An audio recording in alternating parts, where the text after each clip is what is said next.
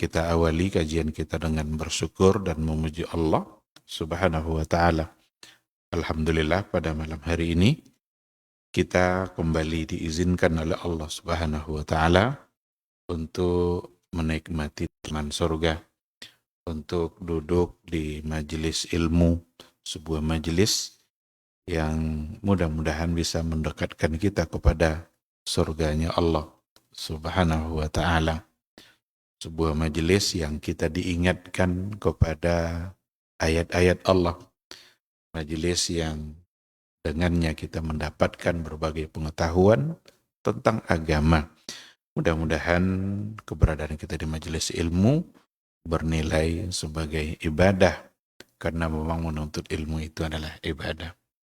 Talabul ilmi faridatun ala kulli muslim. Menuntut ilmu itu adalah fardu, wajib bagi setiap muslim. Wajib itu hukum yang kalau seandainya kita tinggalkan berarti berdosa. Kalau kita kerjakan berarti berpahala. Sekarang kita sedang mengerjakannya. Mudah-mudahan ini adalah cara untuk mendulang pahala. Ini adalah cara untuk memperpanjang catatan amalan kebaikan kita. Cara untuk mendapatkan doa-doa baik dari para malaikat. 3 doa malaikat yang ada untuk orang-orang yang duduk di majelis ilmu. Tinggalkan rumah, pergi ke masjid, selagi berada dalam masjid, ada 3 doa malaikat. Allahumma gfir lahu, warhamhu, wa tub alaihi. Allahumma gfir lahu, ampuni dia. Warhamhu, sayangi dia. Wa tub alaihi, terima taubatnya. Andaikan doa 3 ini dikabulkan oleh Allah untuk kita, maka kita adalah orang yang paling berbahagia. Dosa diampuni, dapat kasih sayang Allah, terima pula taubat kita oleh Allah Subhanahu wa Ta'ala. Oleh karena itu, jangan pernah ragu untuk sering-sering duduk di majelis ilmu. Lupakan sejenak urusan dunia kita, karena tidak pula lama. Sebentar-sebentar saja. Sejenak saja tinggalkan. Untuk kemudian kita berikan untuk ilmu, untuk Islam, untuk Allah Subhanahu wa Ta'ala. Ikhwati fillah, sama-sama kita juga harus berselawat dan bersalam untuk Rasulullah Sallallahu Alaihi Wasallam. Allahumma salli ala Muhammad wa ala ali Muhammad. Mudah-mudahan kita dimudahkan pula oleh Allah Subhanahu wa Ta'ala untuk mentauladaninya. Mudah-mudahan dimudahkan oleh Allah untuk istiqamah berada di atas sunnahnya sampai akhir hayat nanti. Teruslah berada di jalan itu. Karena itulah jalan yang terang. Itulah jalan yang lurus. La yazigu anha illa halik. Kata Nabi. Tidak ada orang yang kalau menyimpang dia dari jalan itu, illa halik, kecuali dia pasti binasa. Berarti jalan keselamatan hanyalah jalan yang diajarkan, yang diwariskan oleh Rasulullah Sallallahu Alaihi Wasallam. Mudah-mudahan kita istiqamah dan mudah-mudahan di hari akhir kelak semua kita bisa mendapatkan syafaat dan pertolongan dari beliau yang tentu saja atas izin Allah Subhanahu wa Ta'ala. Amin, amin ya Rabbal Alamin. Ikhwati fillah, ma'asyiral hadirin wal hadirat, rahimani Allahu iyyakum. Kembali pada malam hari ini, kita akan melanjutkan kajian Maqasidus Syariah fi Ahkamil Usrah. Mencoba untuk melihat beberapa hukum keluarga yang terkait dengan hukum keluarga, ditinjau dari sisi maqasidus syariahnya. Tujuan-tujuan kenapa hukum keluarga itu ditetapkan oleh Allah. Kita sudah bicarakan pada pertemuan-pertemuan yang sebelumnya berkaitan dengan al-maqasidul ammah, tujuan yang bersifat umum. Maka malam hari ini insyaallah kita masuk pada al-maqasidu al-khassah lizawaj. Al-maqasidu al-khassah. Maksud khusus. Tujuan-tujuan yang lebih fokus. Nikah itu kenapa disyariatkan? Untuk apa? Apa yang ingin dicapai? Allah inginkan kita dapat apa gitu. Karena hukum Allah itu tujuannya bukan untuk Allah, tapi untuk kemaslahatan hamba. Ada enggak untungnya bagi Allah sendiri? Kalau seandainya kita tidak taat sama hukumnya, rugi ke Allah? Tidak ada ruginya. Jadi semua ketentuan Allah dalam kehidupan kita, tujuannya adalah untuk kita. Maka dulu di awal-awal kajian maqasidus syariah, definisi maqasidus syariah, limaslahatil ibad, untuk kemaslahatan hamba. Nah, jadi apapun yang diwajibkan oleh Allah dalam hukum keluarga, pasti untuk kemaslahatan dalam berkeluarga itu sendiri. Sebaliknya, apapun yang dilarang oleh Allah terkait dengan hukum-hukum keluarga atau hukum secara keseluruhan, maka tujuannya juga pasti untuk kemaslahatan hamba itu sendiri. Tidak ada satupun yang diperintahkan oleh Allah lalu merusak. Tidak ada. Tidak akan ada pula sesuatu yang dilarang oleh Allah ternyata baik. Oh, rupanya ini baik. Tidak akan pernah ada. Kalau Allah larang pasti buruk. Karena Allah lah yang paling tahu. Allah lah yang punya sifat alim. Maha mengetahui. Hakim. Maha bijaksana. Berarti hukum yang ditetapkan oleh Allah, Allah lah yang paling paham. Allah lah yang paling bijaksana. Maka tidak boleh kita bantah-bantah. Nanti sampai umpamanya pada bagian warisan. Kan ada orang tuh, kan 2:1. Lidzakari mithlu hadzil unsayaini. Laki-laki dapat 2, perempuan dapat 1. Ada enggak orang mengatakan, ini kayaknya enggak cocok nih hukum ini sekarang? Ada enggak? Pantas enggak kita bilang itu? Enggak pantas. Sangat tidak pantas. Masa kita mau bantah Allah pula? Kalau Allah yang sudah menetapkan, bahkan di antara hukum yang terkait dengan angka dan pembahagian, warisanlah yang Allah langsung bagi. Jadi tidak diserahkan kepada umat manusia ini. Allah yang langsung tetapkan, ini 1/4, ini 1/8. Karena kalau diserahkan kepada manusia, cenderung manusia mengambil bagian dia dulu, baru dibagi untuk orang lain. Seandainya harta warisan itu diserahkan kepada ayah umpamanya. Bagilah sama ayah tuh gimana paling baik. Ayah akan pilih dulu bagian dia. Setelah dapat dia, ini untuk kalian nih katanya. Dan akhirnya tidak adil. Nah, karena kalau diserahkan itu menjadi tidak adil, maka Allah lah yang langsung untuk menentukan. Dan disitulah keadilan itu. Itulah yang paling adil. Nah, maka apapun ketentuan Allah yang sudah ditetapkan, khususnya dalam bab hukum keluarga yang sedang kita pelajari, maka semuanya dibaliknya pasti ada tujuan, pasti ada maqasid. Nah, sekarang kita masuk insya Allah pada al-maqasidu al-khassah. Tujuan yang bersifat khusus lizawaj, bagi sebuah pernikahan. Al-maqsadul awal, yang pertama, tujuan khusus adalah maksad tahqiq sakanin nafsi wal mawaddah baina zaujain. Tujuannya yang pertama sekali adalah untuk mewujudkan as-sakanin nafsi, ketenangan jiwa, wal mawaddah. Apa biasa kita pahami mawaddah ini? Mawaddah itu dari kata wudun. Wudun itu dalam hati sana. Ada rasa ketenangan hati, ketenangan jiwa. As-sakanun nafsi, ketenangan jiwa. Karena ketenangan itu ada as-sakanul jasadi. Sakan tenang tapi jasad, fisik. Kalau nafsi, jiwa. Kalau sakan jasadi, yang sifatnya fisik, Orang selalu ingin makan yang enak-enak. Itu sakan jasadi. Ingin tidurnya nyaman. Ingin sering nginap di hotel berbintang. Itu sakan jasadi semua. Belum pasti di situ ada sakan nafsi. Banyak orang yang sering nginap di hotel berbintang tapi ingin terjun dia dari hotelnya itu. Ingin bunuh diri dia. Berarti jiwanya ada sesuatu.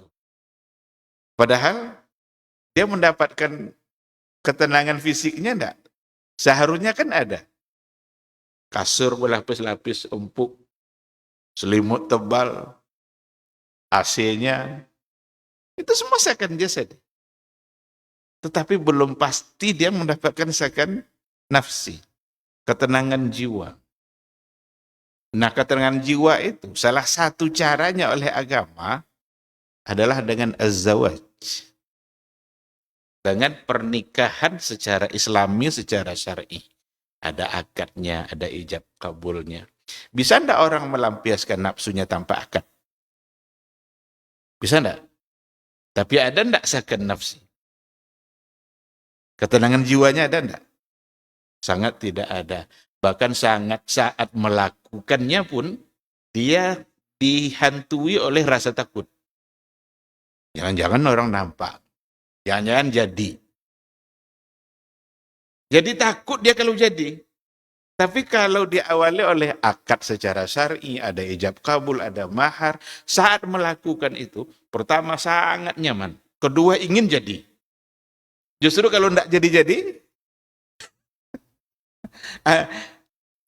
mulai kurang nyaman. Ini kok enggak datang-datang ini, kok enggak diberikan sama Allah nih. Kadang-kadang cari pula cara yang enggak betul. Cari dukun sana, cari dukun sini, cari obat sana, obat sini. Biar jadi. Jadi itu bedanya itu. Jadi asakanun nafsi itu, itulah tujuan utama, tujuan pertama dari adanya az-zawajus syar'i. Nikah as-syar'i. Pernikahan secara syar'i. Dengan adanya akad, maka disitulah datangnya nanti ketenangan jiwa. Kalau dulu ada persoalan terjadi, dia sibuk berpikir sendiri. Kalau setelah nikah, sudah ada yang membantunya dalam berpikir. Barangkali dulu nggak terbayang oleh dia solusinya. Tapi dengan ada istri, kayaknya gini nih bang solusinya nih bang. Ada yang cara-cara yang diberikan oleh Allah Subhanahu wa Ta'ala. Nah, oleh karena itu, salah satu dari bentuk sayangnya Allah kepada kita sebagai umat, sebagai hambanya, sebagai umat Nabi Muhammad Sallallahu Alaihi Wasallam yang diutusnya adalah ketika Allah mensyariatkan az-zawaj, pernikahan. Karena dengan adanya nikah, maka kita mendapatkan as-sakanun nafsi wal mawaddah bainaz zawjain. Kita selalu secara fitrah memang akan selalu mencari ketenangan itu. Cuma kadang-kadang akal kita nggak cukup kuat untuk merumuskan sendiri. Bahkan ada orang mencari ketenangan jiwa katanya dengan minum ekstasi, apa katanya kalau minum itu apa katanya? Ada enggak bahasa-bahasa seperti itu? Bisa nanti pikiran jadi itu semua adalah kalau dalam bahasa istilah Arabnya itu wahmiyah. Maqasidul wahmiyah, waham. Waham itu kan dugaan-dugaan yang tidak beralasan. Dan katanya itu yang akan dia dapatkan. Tapi apakah dia dapatkan? Ternyata tidak. Oleh karena itu, mesti kita ambil cara yang diatur oleh agama kita untuk mendapatkan ketenangan jiwa, karena semua manusia inginkan ketenangan jiwa. Dan yang paling tepat dalam persoalan hukum keluarga adalah dengan melakukan akad karena melakukan pernikahan. Kalau seandainya ada nanti orang yang nampak kehidupannya mungkin pikirannya nggak tenang, jiwanya nggak tenang, suruh nikah. Jangan-jangan tambah, jangan-jangan tambah enggak tenang. Tetapi kita mesti yakin. Kadang-kadang yakin ini yang kurang di kita. Banyak kali persoalan yang yakin ini kita belum sampai ke situ. Kalaulah betul-betul kita yakin dalam kehidupan kita, kan barang siapa yang bertawakal kepada Allah, sama nanti seperti burung, terbang di pagi hari perutnya kosong, pulang sudah kekenyangan. Tapi kan yakin kan, burung itu terbang aja dia. Padahal dia tidak sekolah kan. Orang sekarang semakin tinggi sekolahnya, semakin tingkat kekhawatirannya semakin tinggi pula. Maka ada yang salah di sini. Kembali kepada konsep Islam. Jadi Allah Subhanahu wa taala menciptakan ada namanya ghariza al-mailil atifi. Ada semacam cenderung menyukai. Dan salah satu yang cenderung disukai itu adalah perempuan. Karena memang zuyina linnasi hubbus syahawat. Manusia ini memang dihiasi dengan cinta syahwat. Dan manusia itulah salah satu dari sifat manusia pula. Itu sifat makhluk. Adanya syahwat, adanya keinginan. Maka agama mengatur supaya keinginan syahwat tadi bisa terpenuhi, tersalurkan. Kalaulah tidak diatur, yang terjadi itulah seperti yang di dunia-dunia lain yang tidak Islam. Mereka mencari caranya sendiri. Seorang ayah tidak boleh lagi melarang anaknya kalau sudah umur belasan tahun untuk berbuat apa yang dia inginkan. Kalau di barat di sana, bahkan bisa-bisa dianggap nanti melanggar hak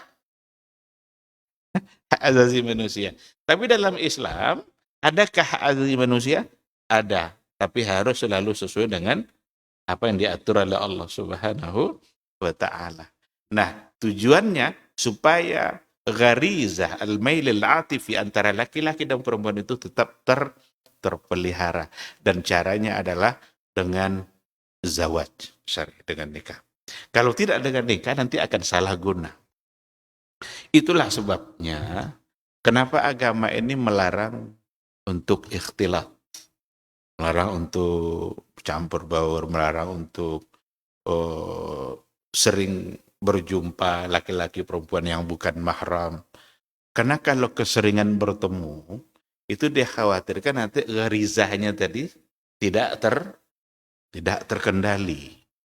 Dan kalau seandainya gharizahnya tidak terkendali, yang apa namanya itu kecenderungan yang ada di hatinya itu tidak apa, kalau terus dia bertemu, kadang sekali pandang itu bisa timbul suka. Maka Nabi mengatakan al-ula lak wa thaniya alaik. Pandangan pertama itu masih tidak mengapa. Tapi pandangan kedua itu sudah menjadi dosa. Makanya Fadl, salah seorang dari sahabat, memandang seorang wanita. Tapi pandangan pertama, cuma pertamanya itu lama. Digeser sama Nabi mukanya supaya tidak memandang. Situlah Nabi mengatakan al-ula laka wa thaniya alaika. Yang pandangan pertama itu masih dapat dimaafkan. Silakan. Tapi yang kedua itu sudah menjadi dosa. Nah, kalau seandainya terus ketemu, itulah yang akan memunculkan tindakan-tindakan yang lebih jauh, dan itu tidak dibolehkan oleh agama. Maka ini juga salah satu dari hukum yang kadang-kadang kita menganggap ini hal yang biasa. Kenapa harus tidak boleh ikhtilat atau berdua-duaan, itu kan dilarang. La yakhluwanna rajulun bimra'atin illa wa thalithuhuma wa kana thalithuhuma asyaitan. Tidaklah berdua-duaan laki-laki perempuan yang bukan mahram kecuali yang ketiganya adalah syaitan. Sudahlah kita punya kecenderungan, tambah lagi bisikan syaitan. Dengan adanya bisikan syaitan, kadang-kadang yang dosa dihiasinya menjadi seolah-olah tidak dosa. Ya kan tidak apa-apa lah, ini kan sama-sama panitia nih, kan tidak apa-apa lah, ini kan panitia kegiatan, kan memang ada tugas kita. Tapi panitia dua-duaan boleh enggak? Sama aja kan? Ini bimbingan agama. Nah, kalau ingin selamat, maka ada jalurnya. Nah, disinilah untuk memberikan kesempatan secara syar'i agar tersalurkannya eh, dorongan-dorongan hati tadi itu, maka itu adalah dengan cara az-zawaj, tahqiq as-sakan an-nafsi. Maka yang pertama ini diambil hukumnya itu dari sebuah ayat, wa min ayatihi an khalaqalakum min anfusikum azwajan litaskunu ilaiha wa ja'ala bainakum mawaddatan wa rahmah. Ini ayat yang biasa dibaca ini kalau ada akad nikah, ada prosesi akad nikah, itu selalu ayat ini yang dibaca bahkan oleh KUA sendiri. Ini jarang dilupakan. Di antara tanda-tanda kebesaran Allah. Kenapa Allah sebutkan tanda-tanda kebesaran? Padahal ini soal dunia kita. Ini adalah pertemuan dua hati. Dia tidak pernah serumah. Dia tidak berasal dari keluarga yang sama. Bahkan tidak pernah berjumpa sebelumnya. Tapi dia bisa menyatu dalam satu atap. Maka hati ini benar-benar milik Allah. Hati ini betul-betul Allah yang menguasai. Cinta itu Allah yang memberikan. Benci Allah yang memberikan. Itulah sebabnya kalau kita ingin mencintai, cintailah karena Allah. Kalau ingin membenci, bencilah karena Allah. Karena memang hati ini adalah milik Allah. Sekarang ayat ini diawali dengan di antara tanda-tanda kebesaran Allah. An khalaqalakum min anfusikum azwaja. Allah jadikan, Allah ciptakan untuk kalian azwajan, pasangan, min anfusikum, dari jenis kalian sendiri. Ini ada penafsiran yang menarik, ini disampaikan oleh Syekh Muhammad Ibn Saleh Al-Utsaimin ketika ada di sini min anfusikum. Jadi Allah ciptakan pasangan dari jenis kalian sendiri. Sekarang ada pertanyaan, boleh enggak nikah dengan jin? Ada enggak nikah dengan jin? Boleh enggak?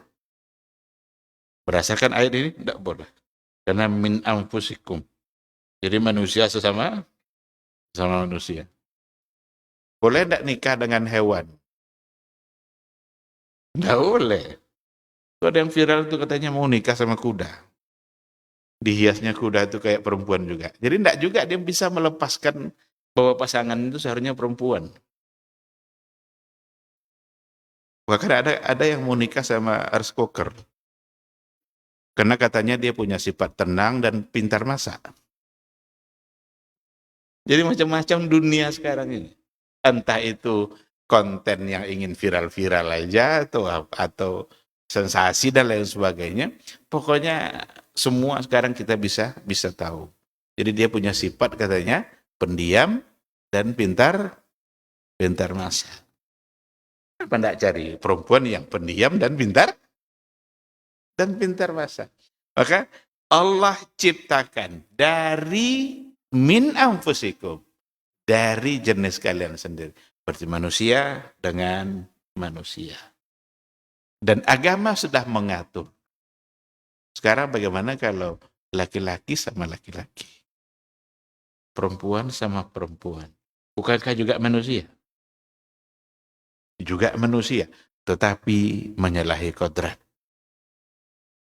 Itu bertentangan dengan agama.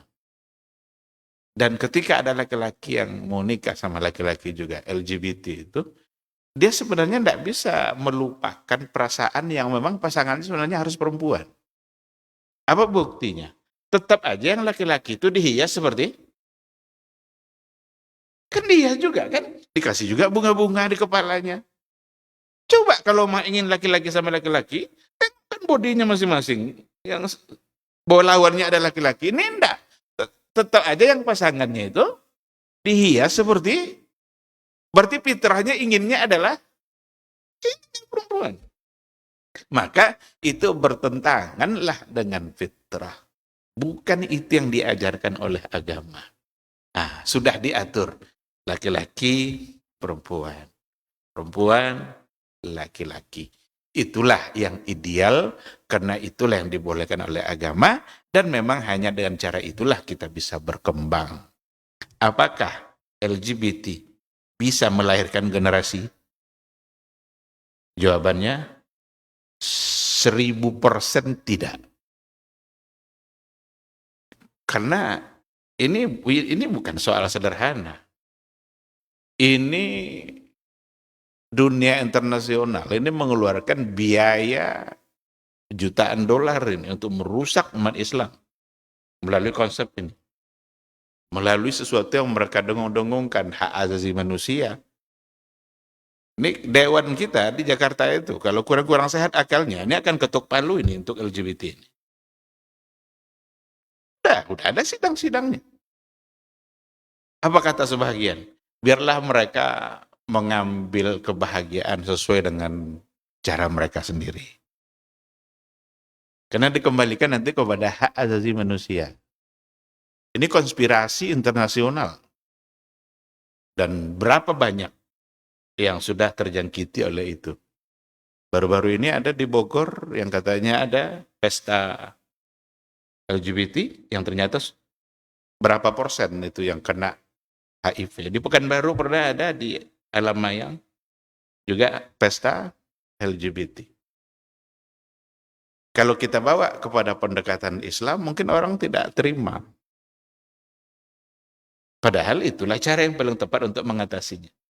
Dibawa pada peraturan dan perundang-undangan nanti. Andaikan itu disahkan, ini akan musibah besar bagi kehidupan umat manusia. Solusinya, ambil cara Islam. Ambil cara yang sudah diatur oleh agama kita. Itulah yang paling tepat. Allah sudah ciptakan kalian berpasang-pasangan. Ambillah pasangan yang memang sesuai bagi kalian. Fankihu ma taba lakum minan nisa. Nikahilah perempuan-perempuan yang taba lakum. Taib. Taba itu taib, ya. Yang memang baik bagi kalian. Tinggal lagi mencari kriteria yang sudah diatur oleh agama. Bagaimana panduan agama? Kedepankan agama. Kedepankan kesolehannya. Kedepankan ketakwaannya kepada Allah. Karena itulah yang akan membuat kita bisa menjadi tenang. Kalau patokannya kecantikan, anak 1, anak 2, bisa hilang kecantikannya. Kalau patokannya ekonomi saja, jangan-jangan sebulan setelah nikah bangkrut. Tapi kalau patokannya agama, selagi ada agama di hati masing-masing suami istri, maka insya Allah itu yang akan membuat mereka menjadi baik. Baik. Ayat kita lanjutkan. Litaskunu ilaiha. Litaskunu ilaiha. Litaskunu inilah as-sakan. As-sakanun nafsi. Supaya kamu merasa tenang bersamanya.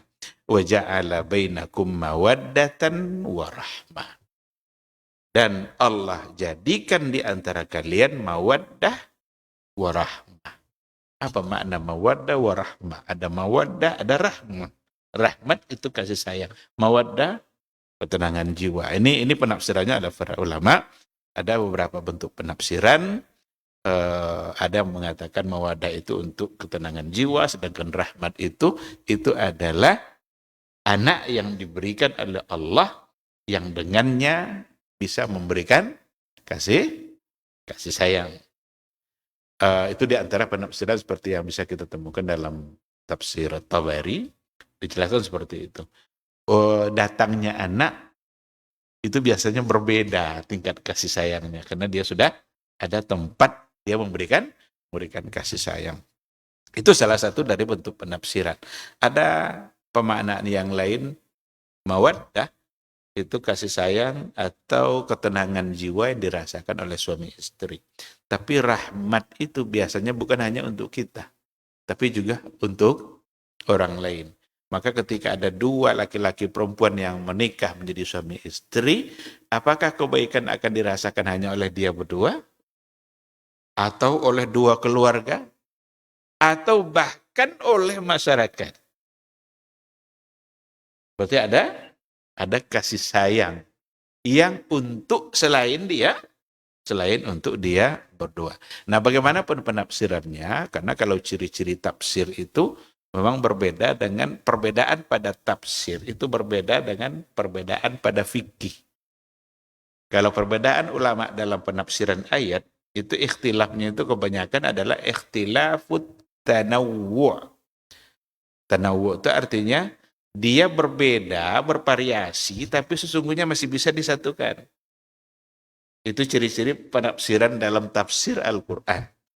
Kalau ikhtilaf pada tafsir maksudnya. Tapi kalau ikhtilaf pada fikih, ikhtilaf tapi kontra. Satu bilang boleh, satu bilang tidak boleh. Itu kan kontra namanya. Satu bilang haram, satu bilang tidak haram. Itu pada fikih seperti itu. Tapi pada tafsir ayat, ikhtilaf jika terjadi, itu kebanyakannya, mayoritasnya. Ikhtilafnya itu namanya ikhtilafu at-tanawwu'. Berbeda juga dia, tetapi sesungguhnya hanyalah variasi dalam memaknai ayat. Bukan kontra berlawanan dia. Seperti makna amanah. Inna aradnal amanata ala samawat. Kami berikan amanah dulu kepada langit. Ini amanah ini banyak penafsirannya oleh para ulama. Ada yang mengatakan al-amanah ini adalah al-Islam. Ada yang mengatakan al-amanah ini adalah Al-Quran. Ada yang mengatakan al-amanah adalah al-halal wal haram. Sekarang yang tiga ini berbeda enggak? Berbeda, tapi bertentangan? Enggak kan? Dulu kami berikan amanah itu kepada gunung. Mau diartikan Al-Quran, mau diartikan Islam, mau diartikan al-halal wal haram, bisa menjadi disatukan. Ini ciri-ciri pada ikhtilaf yang ada di dalam penafsiran ayat Al-Quran. Baik, jadi apapun penafsiran para ulama tentang mawaddah warahmah, sesungguhnya memang mengacu kepada satu hal, bahwa pernikahan itu adalah litahqiqi as-sakani an-nafsi, untuk mewujudkan ketenangan jiwa bainaz zaujaini, antara suami dan istri. Baik. Kalau memang tujuan dari pernikahan itu adalah tahqiqus sakanin nafsi, untuk mewujudkan ketenangan jiwa, apa aturan-aturan agama, apa wasailnya, apa caranya oleh Islam supaya terwujud sakan nafsi tadi. Supaya terwujud ketenangan jiwa itu bagaimana caranya yang diatur oleh agama. Nah, ini dia. Yang pertama, awalan al-hassu ala ikhtiyar az-zawjati salihah. Jadi yang pertama sekali, supaya sakan nafsi itu terwujud. Ada caranya oleh agama kita. Yang pertama sekali adalah anjuran untuk memilih istri salihah. Jadi kedepankan agama. Dalam hadis kan dikatakan seperti itu. Tunkahul mar'atu li arba.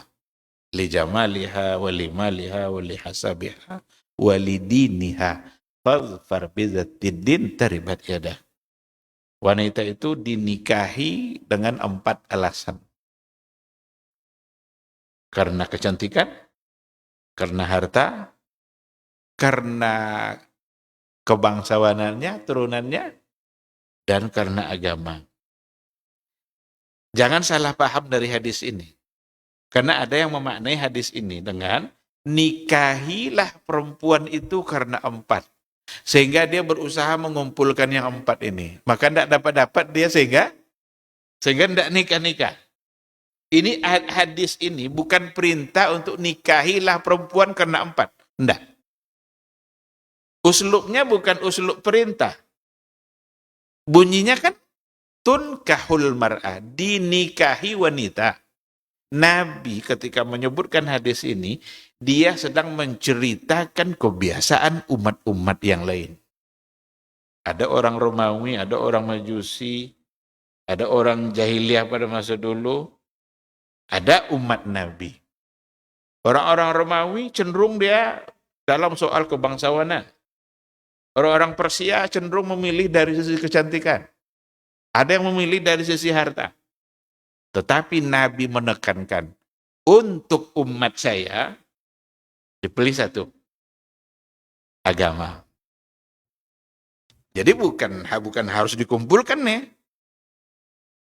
Jadi jangan diartikan perintah tadi itu. Kapan mau ketemu yang 4 ini ada pada satu orang? Kadang disuruh pula orang lain nyari. Tolong carikan untuk saya istri, ini ciri-cirinya. Kalau ketemu, tidak akan dikasihnya ke orang tentu dia. Untuk yang nyari tadi kan. Ini dititip pula sama orang untuk nyarikan istri dia. Bukan itu artinya. Nabi sedang bersejarah. Sedang menceritakan kebiasaan umat dalam memilih istri. Ada yang karena harta, ada yang karena kecantikan, ada yang karena kebangsawanan. Ada yang karena agama. Lalu Nabi menekankan, Fadfar bidzatiddin. Pilihlah oleh kalian. Ini Nabi kepada umatnya nih, kepada sahabat ini. Kalau kepada sahabat itu berlaku untuk kita. Untuk kalian, kata Rasul, pilihlah dari sisi agama. Taribat yadah. Itu akan membuat kalian menjadi tenang. Berarti ikhtiar az-zawjatil salihah. Ada Umar bin Al-Khattab dalam satu riwayat bertanya kepada Rasul. Ya Rasulullah.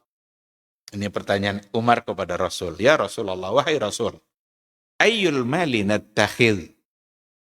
Apa harta yang paling bagus untuk kami ambil? Ini Umar nanya harta sekarang nih. Tapi jawaban Nabi coba. Liyattakhidh ahadukum. Hendaklah kalian memiliki, ini harta apa yang paling baik untuk kami miliki? Jadi jawaban Nabi, hendaklah kalian memiliki pertama, qalban syakiran. Hati yang bersyukur. Walisanan zakiran. Lisan yang berzikir. Wazaujatan tu'inuhu ala amril akhirah. Dan istri yang membantunya dalam perkara akhirat. Nabi nanya harta, jawaban Nabi, ya Rasulullah, apa harta yang paling baik untuk kami pegang, kami ambil? Ambil harta ini, kata Nabi. Qalban syakiran, hati yang bersyukur. Hati yang bersyukur itu membuat harta yang sedikit menjadi banyak. Tapi kalau hati yang tidak bersyukur, harta yang banyak sekalipun terasa sedikit. Tepat enggak jawaban Nabi ini? Jadi walaupun sepintas oleh kita, kok Umar nanya harta tapi Nabi jawabannya ini ternyata lebih berharga daripada harta itu sendiri, dan harta yang sedikit akan menjadi banyak kalau seandainya diikutkan dengan qalban syakiran. Hati yang bersyukur. Betapa banyak orang dunia sudah di tangannya, tidak ada lagi dunia yang lain, kiri kanan sudah penuh oleh harta, tapi tetap saja dia tamak kepada harta orang lain. Sama seperti kisah pada masa Nabi Sulaiman dulu kan, orang yang sudah memiliki 99 domba, ingin mengambil satu domba yang dimiliki oleh orang lain. Padahal dia punya 99. Masuk waktu kita sholat isya dulu insya Allah.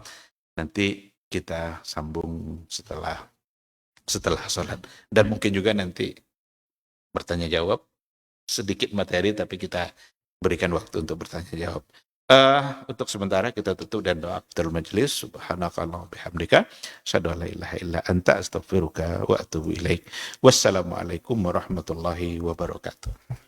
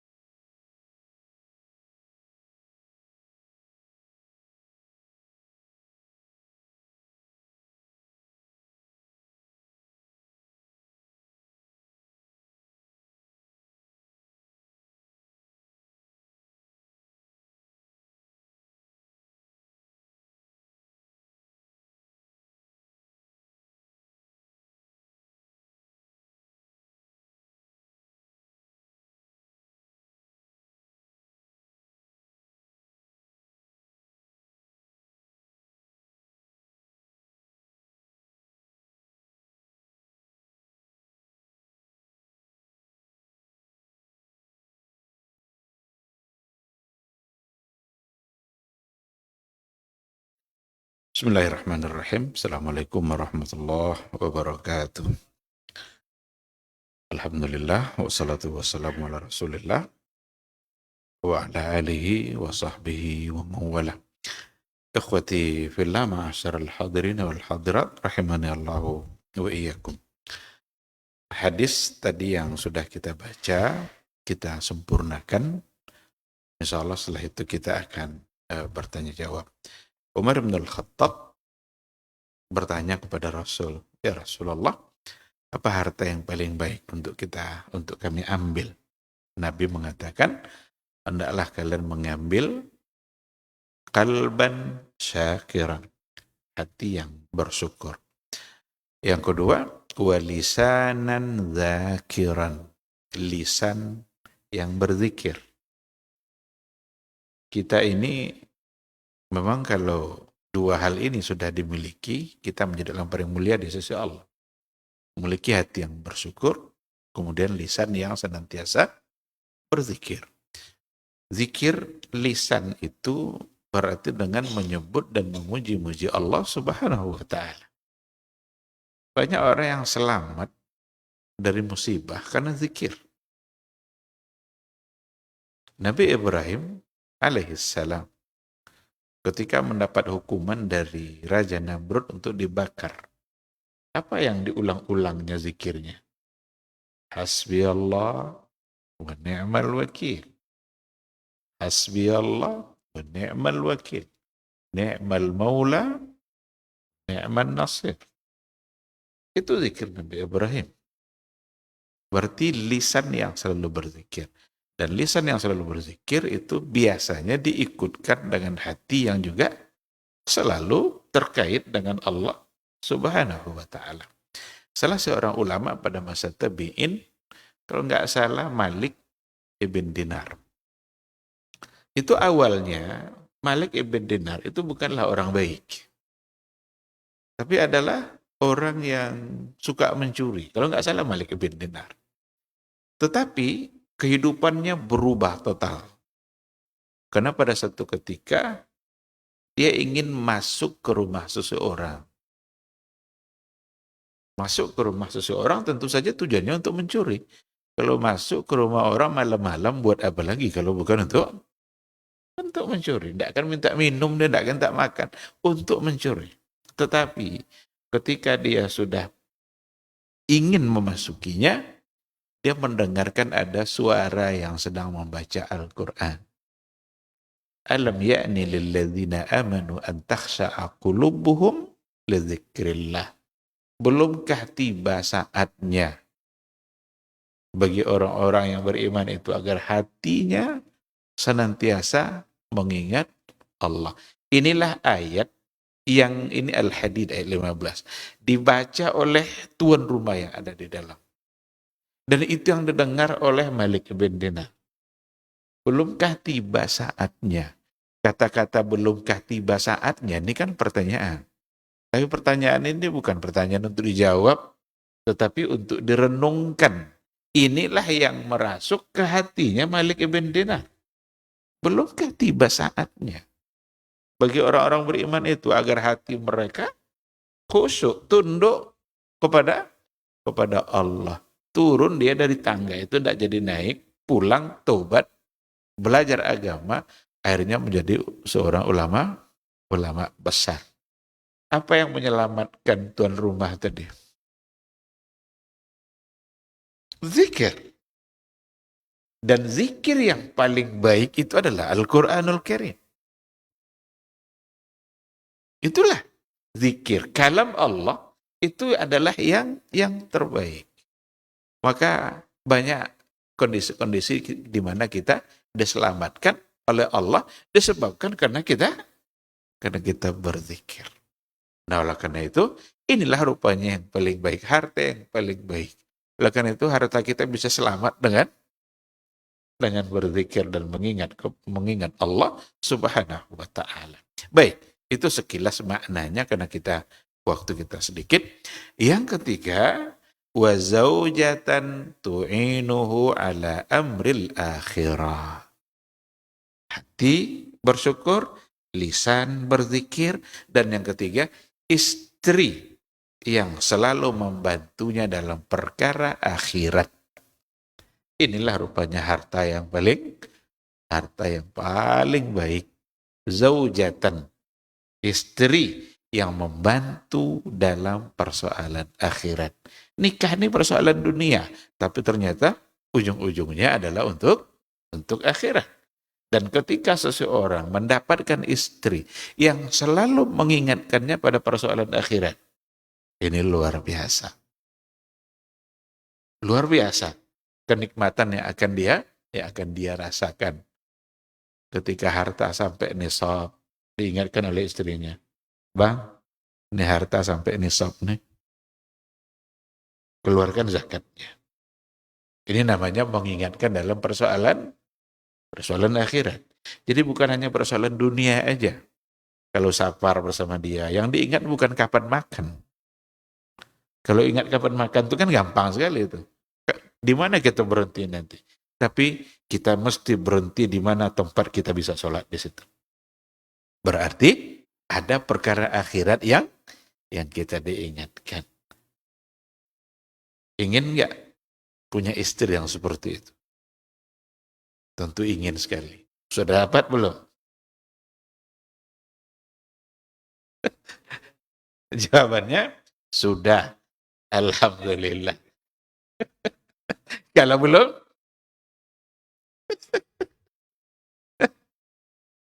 baik, bercanda. Jadi, wa zaujatan tu'inuhu ala amril akhirah. Istri yang mengingatkan kepada persoalan akhirat. Jangan justru yang selalu membebani suami untuk perkara dunia. Karena banyak juga terjadi kesalahan-kesalahan, kemaksiatan. Kadang-kadang hanya untuk memenuhi tuntutan istri dalam persoalan dunia. Ada yang belum dapat lagi, ada yang belum dibeli, akhirnya korupsi dan lain sebagainya. Karena tasnya aja bisa harganya 100 juta. Harga tas 100 juta buat apa? Mending bantu musola, bantu masjid. Tapi gaya, style itu kan, lifestyle itu kan memang berpengaruh sekali dalam kehidupan. Ada gengsi yang harus dijaga. Kalau seperti itu, berarti merusak akhirat. Maka Nabi ketika ingin memilih istri, para sahabat ingin memilih istrinya, maka Nabi memberikan panduan. Panduannya adalah fazfar bidzatiddin. Kedepankan untuk memilih istri adalah dari sisi agama. Bagaimana untuk memilih suami? Ini kan kadang suami ini pengennya istrinya soleha, tapi dia sendiri ingin dia punya istri yang hafizah, hafal Quran, ingin hafal Sahih Bukhari. Sementara dianya entah pernah baca Quran, entah tidak. Maka untuk suami pun ada panduannya oleh Nabi. Apa contoh hadis yang panduan untuk suami? Kata Rasul, "Iza ja'akum man tardawnahu dinahu." Jika datang ke kalian ini para ayah ini yang punya anak perempuan, seseorang yang ingin melamar, tapi orang itu kalian ridho dengan agamanya. Berarti agamanya baik. Terima itu. Wa illa, kata Rasul, jika tidak, takun fitnatun fil ardi wa fasadun arid. Wa fasadun kabir. Kalau kalian tolak orang-orang seperti itu, maka akan terjadi adalah fitnah besar. Orang baik kalau ditolak, dia tentunya orang buruk. Orang baik datang untuk melamar orang baik juga. Sekarang ditolak hanya perkara dunia yang tidak ada pada dia. Padahal dari sisi agama, baik. Kalau dia ditolak, berarti nanti dia akan pindah kepada yang tidak baik. Dan itu adalah fitnah besar bagi kehidupan. Maka kata Nabi, jika datang orang yang melamar putri kalian, tapi orang itu kalian tahu agamanya, ridho kalian dengan agamanya, berarti kata Rasul, terima. Seimbang enggak yang tadi itu? Antara untuk suami dengan untuk laki-laki. Intinya ada pada ada pada persoalan agama. Karena kalau tidak, takun fitnatun fil ardi. Akan terjadi fitnah di muka bumi ini. Wa fasadun kabir. Dan kerusakan yang besar. Nah, jadi ini poin yang pertama, bagaimana cara untuk mewujudkan as-sakanun nafsi adalah memilih pasangan yang salehah. Calon istri berhak enggak untuk mendapatkan suami yang saleh? Berhak sekali, karena dua-duanya ada patokannya pada agama. Nanti akan kita tengok insya Allah beberapa riwayat yang lain yang terkait dengan itu. Tapi untuk malam ini saya cukupkan sampai di sini. Insya Allah kita sambung besok. Jika ada pertanyaan, satu atau dua pertanyaan, silakan.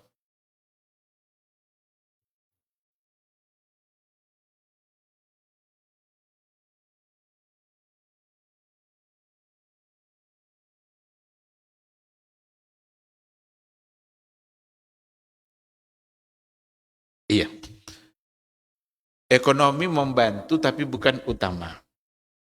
Yang paling utama adalah tetap agama. Ekonomi faktor pendukung.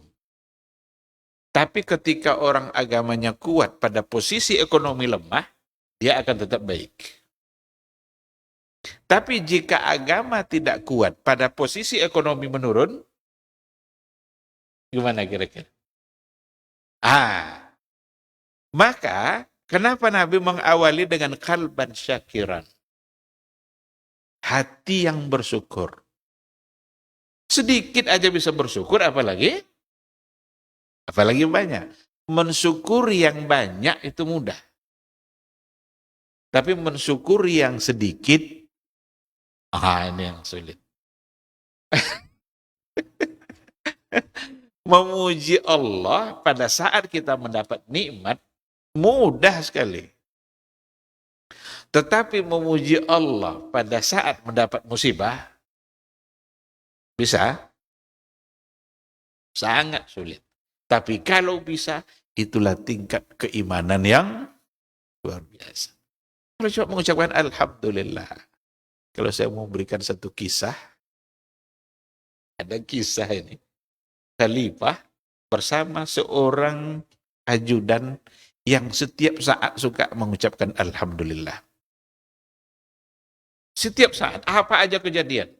Alhamdulillah. Dapat nikmat, Alhamdulillah. Kurang nikmat, Alhamdulillah. Satu ketika, Khalifah karena suka berburu, dia mengajak ajudannya untuk berburu. Dan di tengah hutan karena salah panah, salah pegang, putus satu jari Khalifah. Kata yang ini, Alhamdulillah. Apa kira-kira sikap Khalifah? Marah dia. Jari saya putus, kamu bilang Alhamdulillah. Saya penjara kamu. Saat dia di penjara, Alhamdulillah. Heran Khalifah ini. Khalifah karena dia suka berburu, dia tetap aja pergi berburu. Walaupun tanpa ajudan, pergi dia sendiri. Di tengah-tengah hutan ketemu dengan suku-suku primitif yang ada di hutan itu, yang sedang ingin mencari seseorang untuk jadi tumbal. Dapatlah Khalifah, ditangkap. Karena mau disumbangkan ke dewanya, ke apa gitu. Tapi setelah dicek, cacat dan akhirnya dilepaskan. Baru dia ingat kata-kata Alhamdulillah ajudannya tadi. Oh mungkin inilah mana Alhamdulillah. Datang dia segera kepada ajudannya tadi. Saya hampir ditangkap, tapi untung jari saya potong, pontong tidak jadi ditangkap karena saya cacat. Yang dipersembahkan kan harus lengkap, harus sempurna. Terima kasih atas Alhamdulillah kamu. Baru saya paham katanya. Tapi ada satu yang ingin saya tanyakan. Kenapa kamu ucapkan Alhamdulillah pada saat kamu masuk penjara? Ya Khalifah. Andaikan saya tidak masuk penjara, tentu saya ikut bersama kamu. Kalau saya bersama kamu, tentu saya yang ditangkap. Dan sekarang karena saya dalam penjara, akhirnya saya selamat. Saya selamat, kamu selamat. Alhamdulillah. Nah, bisa enggak tuh alhamdulillah saat musibah? Qalban syakiran, ini sangat penting. Nabi mengawali dengan itu. Maka kebaikan dalam rumah tangga, ketenangan dalam rumah tangga, yang membuat kita bahagia sama sekali bukan harta.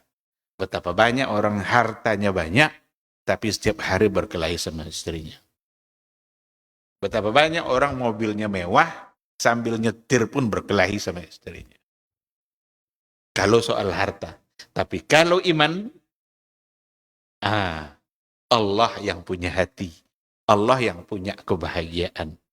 Maka Allah juga yang akan menurunkan dan memberikan kebahagiaan itu.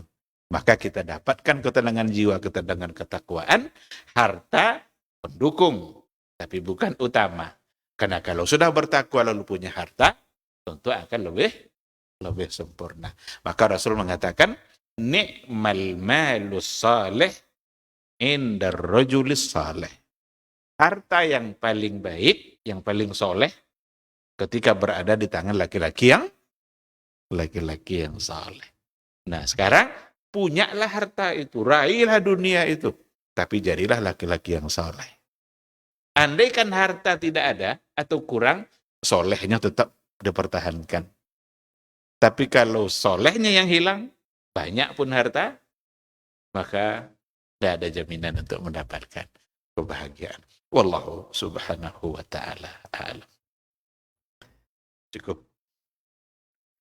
Nah, baik, saya kira cukup sampai di sini. InsyaAllah besok maghrib mudah-mudahan Allah memudahkan kita untuk melanjutkan majelis ini. Kita tutup dengan doa kafaratul majelis. Subhanakallah wa bihamdika. Asyhadu an la ilaha illa anta astaghfiruka wa atubu ilaik. Wassalamualaikum warahmatullahi wabarakatuh.